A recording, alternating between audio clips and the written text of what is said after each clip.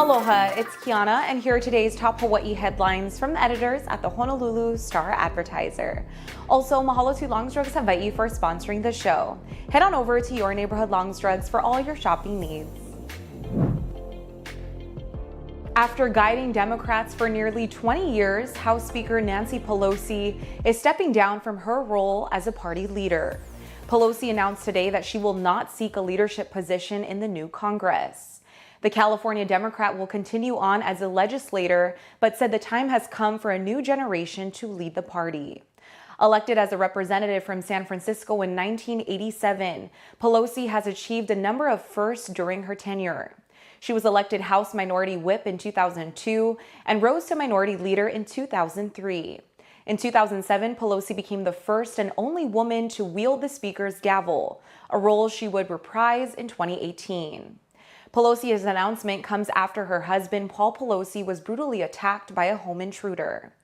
The assailant was looking for the House Speaker, who wasn't home at the time. Republican Kari Lake, who was defeated by Democrat Katie Hobbs in Arizona's closely watched gubernatorial race, is refusing to concede. In a video released today, Lake said she is assembling a team of lawyers and collecting evidence of supposed problems with the election process. Lake fell short of making fraud accusations, but said long lines at polling places were made worse by problems with ballot printers. She said the printing issues disenfranchised voters who couldn't wait at the polls. In-person Election Day votes heavily favored the GOP because Lake and other prominent Republicans had claimed it was more secure than mailed ballots. County election officials have said that all ballots were counted and that voters could have gone to any polling place in the county. Many polls had little to no line, and wait times were posted online. The family of Gabby Petito has reached a $3 million settlement in a wrongful death lawsuit filed against the family of her fiance, Brian Laundrie. Petito disappeared in August 2021 while on a cross-country van trip with Laundrie. Her body was found in a Wyoming national park that September.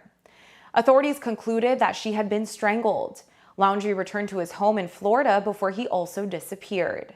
His remains were found weeks later in a Florida nature preserve. Investigators said he died of a self-inflicted gunshot wound and left a note confessing to Petito's murder.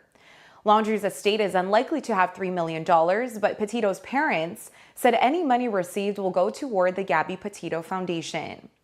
The Petito family has also filed a $50 million lawsuit against police in Moab, Utah, where the couple was stopped after getting into a physical altercation during their road trip. Officers allegedly ignored signs of domestic violence and allowed them to leave.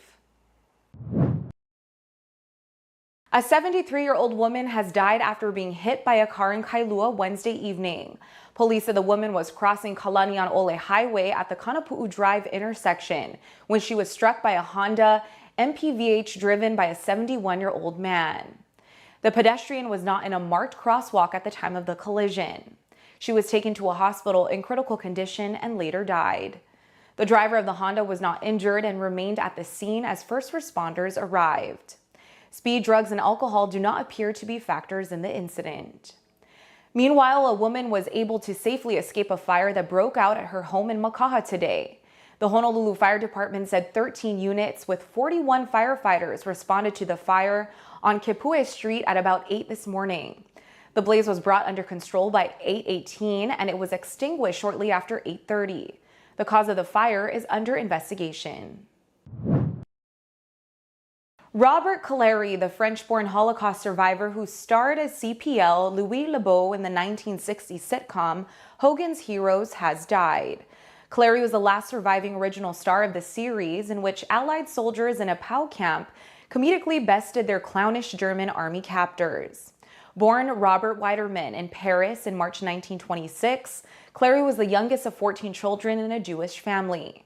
He was 16 when he and most of his family were taken by the Nazis. Caleri spent more than 31 months in several concentration camps before he was liberated from Buchenwald by American troops. His parents and 10 siblings were killed. Caleri worked as a singer after the war and came to America in 1949, where he moved from recording to Broadway musicals and then to Hollywood.